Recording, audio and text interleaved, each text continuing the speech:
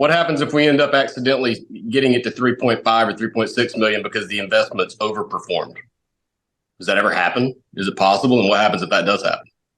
It has happened. In fact, we have a client that's happened to. If that happens, it's a good problem to have.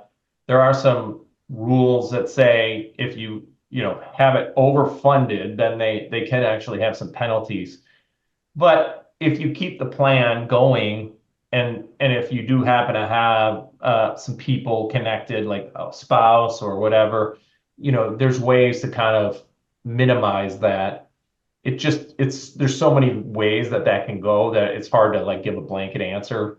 There's always, I shouldn't say always, but 9 times out of 10, there's a workaround to avoid any problems financially with it. You might need to keep it open a little longer. You might need to add an employee, but it's a happy problem. And it can happen. And that $3.5 million, that cap of the benefit, that's per employee? Because obviously it's not going to be for the entire plan, because you could have 50 employees. 3.5 million split 50 ways isn't a whole lot of money. So that's per employee. Is your limit. In short, yes. And then there's categories of employees people can do, and it's really based also on compensation for the employee. So there's a lot of variables that will spare the details, but yes, it's per individual, in short.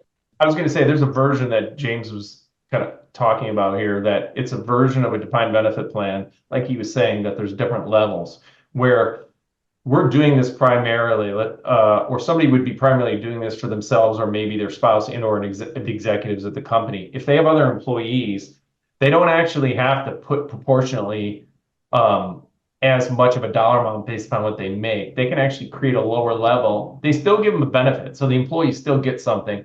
But there is a little bit of ability to discriminate, where in the 401k plans, the defined contribution plans, you can't really discriminate.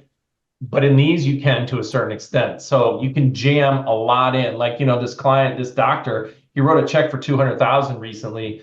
About 18,000 was for employees. The rest was for him and his wife. So that's a pretty good trade-off, because he saved himself, 60 grand in taxes, and it cost him $18,000, actually to a benefit of his employees, which love him because he has this great retirement plan for them.